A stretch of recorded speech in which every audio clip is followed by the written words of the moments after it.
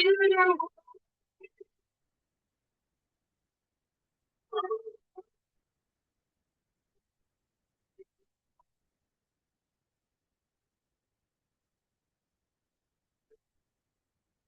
பிரியமானவர்களே, இந்த நாளுக்கென்று தேவன் நமக்கு அருளியிருக்கிற ஜீவ வார்த்தை அப்போஸ்தலர்களின் புஸ்தகம் 18வது அதிகாரம் 10வது வசனம். நான் உன்னுடனே கூட இருக்கிறேன், உனக்கு தீங்கு செய்யும்படி ஒருவனும் உன்மேல் கை போடுவதில்லை. எனக்கு அருமையான சகோதர சகோதரிகளே, இன்றைய நாள் உங்களுக்கு எதிரான பகைகளை விலக்கி சமாதானத்தை தருகிற நாளாய் வாக்கு பண்ணி ஆசிர்வதித்து இருக்கிறார். இன்றைக்கும் அநேகருடைய வாழ்க்கையில் சமாதானத்தை இழந்தவர்களாய், சமாதானம் திருடப்பட்டதாய் காணப்படுகிறது. பல வேளைகளில் காரணம் நமக்கு வருகின்ற பாடுகள், உபத்திரவங்கள், இழப்புகள், நஷ்டங்கள், சுகவீனங்கள் என்று எண்ணற்றவைகளை சொல்லிக்கொண்டே போகலாம். ஆனாலும் இவை எல்லாவற்றில் நம்மை விடுவித்து காத்து நடத்துகிறதற்கு ஒருவர் இருக்கிறார். அவர்தான் சமாதானத்தின் காரணர் இயேசு. அவரின் வார்த்தை நம்மை இப்படியாக தேற்றுகிறது: உலகம் தருகிற சமாதானத்தை அல்ல, என்னுடைய சமாதானத்தையே தருகிறேன் என்று. மேலும் உலகத்தில் உபத்திரவங்கள் உண்டு, திடம் கொள்ளுங்கள், நான் உலகத்தை ஜெயித்தேன் என்று. அதோடு மட்டுமல்லாமல் நீங்கள் ஒன்றுக்கும் கவலைப்படாமல் ஸ்தோத்திரத்தோடே கூடிய விண்ணப்பங்களுடன் என்னிடத்தில் தெரியப்படுத்துங்கள். அப்பொழுது எல்லா புத்திக்கும் மேலான தேவ சமாதானத்தை நான் அருளி செய்வேன் என்று உரைக்கின்றார். ஆகவே இன்றைக்கு நீங்கள் கடந்து போகிற, மேற்கொள்ள முடியாத எவ்வளவு கடினமான சூழ்நிலையாக இருந்தாலும் இஸ்ரவேலின் ஜெயபலமானவர், அவர் பொய்யுரையாத தேவன், தாம் சொன்னபடியே அவர் உங்களுடனே இருந்து உங்கள் மேல் ஒருவனும் கை போடாதபடிக்கு பார்த்து கொள்வார். உங்களின் சூழ்நிலைகளிலிருந்து விடுதலையும் சமாதானத்தையும் தந்து ஆசீர்வதிப்பார். வார்த்தை விசுவாசியுங்கள், அற்புதங்களை காண்பீர்கள், சமாதானத்தோடு காக்கப்படுவீர்கள். இன்றைக்கும் நம் வேதத்திலிருந்து தம்முடைய பிள்ளைகளின் வாழ்வில் எதிராய் வந்த ஆயுதங்களை வாய்க்காதே போக பண்ணினதை குறித்து தியானிப்போம். பார்க்கலாம். 1 சாமுவேலின் புஸ்தகம் 17வது அதிகாரத்தை நாம் வாசிக்கையில், அங்கே கோலியாத் என்பவன் இஸ்ரவேல் ஜனங்களுக்கு விரோதமாய் சண்டையிட்டு அனைவரையும் பயமுறுத்தியும் இஸ்ரவேலின் தேவனை நிந்தித்தும் வந்தான் 40 நாள் அளவும். அப்பொழுது தாவீது இஸ்ரவேலின் தேவனை நிந்திக்கிறதை சகியாதவனாய் கூழாங்கல்லினாலே கோலியாத்தின் நெற்றியில் அடித்து வீழ்த்துகிறதையும் கர்த்தர் பெரிய ஜெயத்தை இஸ்ரவேலர்களுக்கு பெற்று தந்ததையும் நாம் வாசித்தறிகின்றோம்.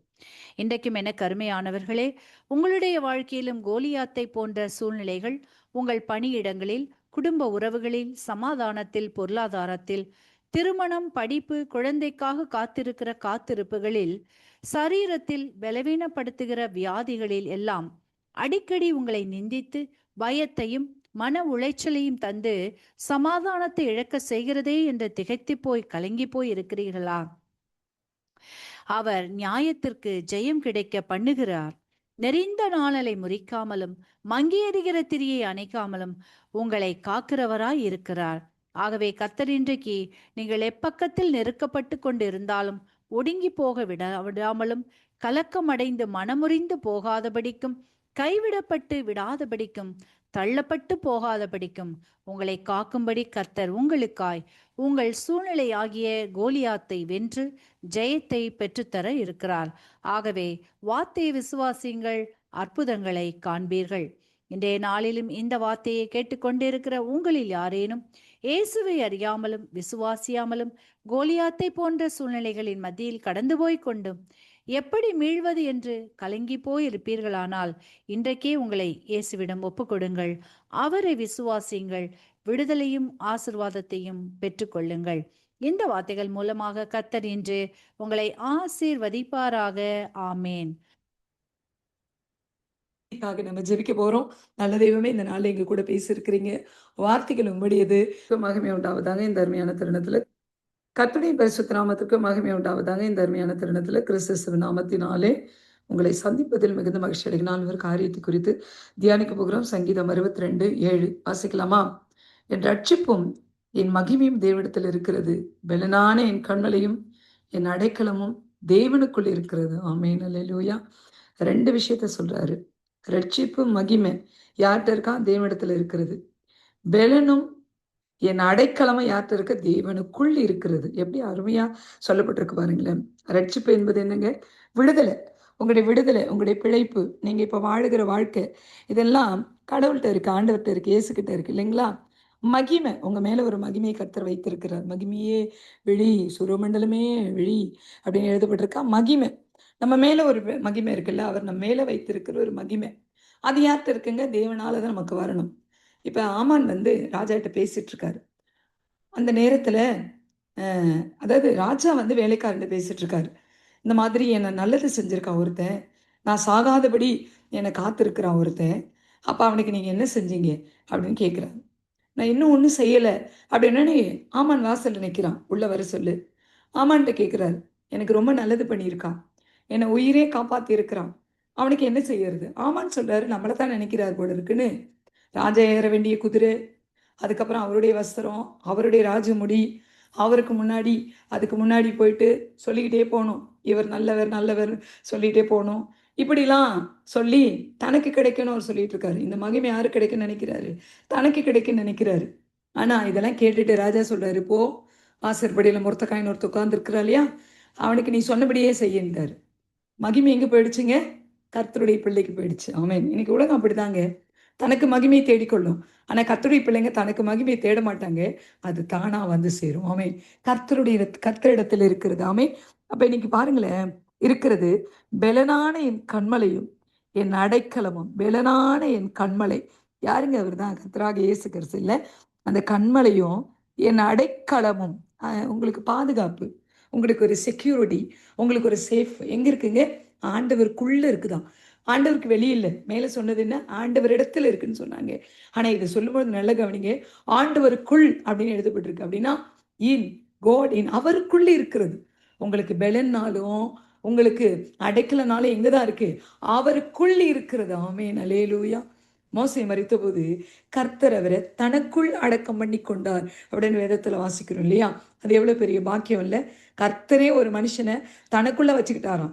அந்த மாதிரியான பாக்கியம் நமக்கு கிடைக்கணும் பாருங்க. அப்படிதான் இன்றைக்கு உங்களுக்கு பெலனையும், உங்களுடைய அடைக்கலத்தையும் அவருக்குள்ள வச்சிருக்கிறார். அப்ப நீங்க பெலனா இருக்கணுமா? அவருக்குள்ள போயிடுங்க. அந்த பெலனை பெற்றுக்கொள்ளலாம். நீங்க பாதுகாப்பா இருக்கணுமா? அவருக்குள்ள போயிடுங்க. எப்படிங்க நான் அவருக்குள்ள போக முடியும்? நிக்கோதேமு கேட்டாரு இல்லைங்களா? எப்படி நான் திரும்ப போய் நான் பெறப்பேன்னு கேட்டாரு. அந்த மாரி தான் இது இல்ல. எப்படி அவருக்குள்ள போக முடியும் அப்படின்னா, ஜெபத்தின் வழியாக, துதியின் வழியாக, வேத வாசிப்பின் வழியாக நீங்க அவருக்குள்ள போக முடியும். ஆமென். அவருக்குள்ள போயி பெலனாகவும், பாதுகாப்பாவும் நீங்க இருக்கலாம். ஆமென். அதை இன்றைக்கு நமக்கு கற்றுக் கொடுத்திருக்கிறார். அதனால இன்றைக்கு இந்த செய்திக்காக நம்ம ஜெபிக்க போறோம்.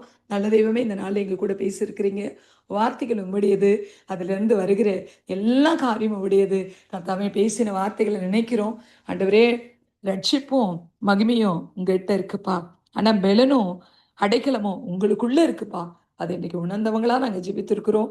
கேட்கிற, கேட்க போகிற பிள்ளைகள ஆசீர்வதியும். கிறிஸ்து இயேசுவின் நாமத்தில் பிதாவே, amen. God bless you all.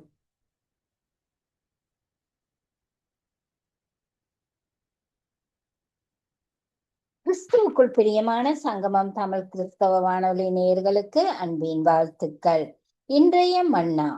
வீட்டின் மேல் ஏறி தட்டோடுகள் வழியாய் ஜனங்களின் மத்தியில் இயேசுவுக்கு முன்பாக அவனை படுக்கையோடே இறக்கினார்கள். லூக்கா 5:19. பிரியமானவர்களே, கிரிகையுள்ள விசுவாசமே கிறிஸ்துவிற்கூடாக அற்புதங்களை நிகழ்த்த வல்லமையுடையது. அன்று ஒரு திமிர்வாதக்காரன் இருந்தான். அவனை எப்படி இயேசுவிடம் கொண்டு செல்லலாம் என்று பலரும் யோசித்தனர்.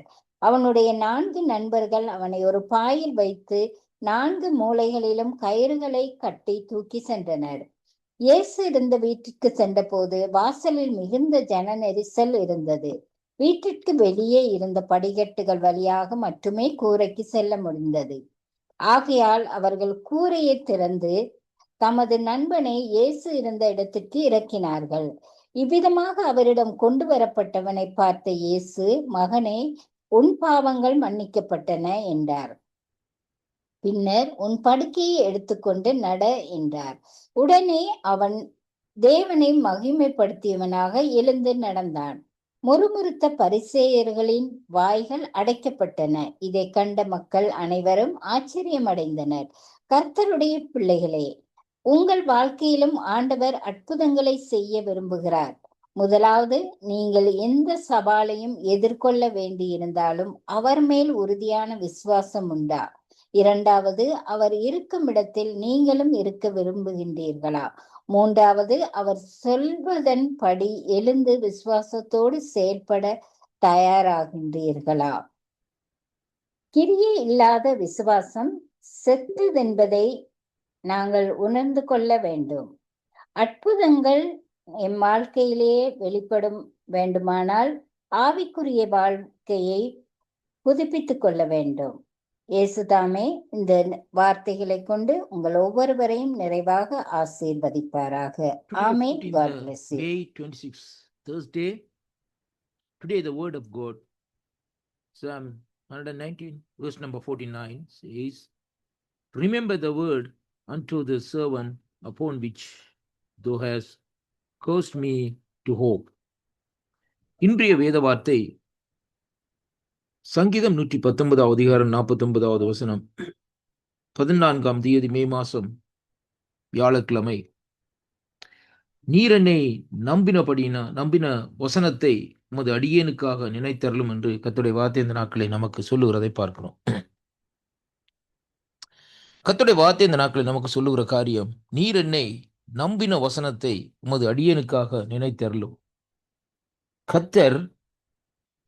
கர்த்தருடைய வசனத்தை இன்றைக்கு நாங்கள் நம்புகிற வேளையிலே அந்த வசனத்தை தேவன் நினைத்தருளி நமக்கு தேவையான கிரியைகளை தேவன் தந்தருளுகிறார் என்று சங்கீதம் 119 அதிகாரம் 49 வசனத்திலே இந்த நாட்களை பார்க்கக்கூடியதாக இருக்கிறது.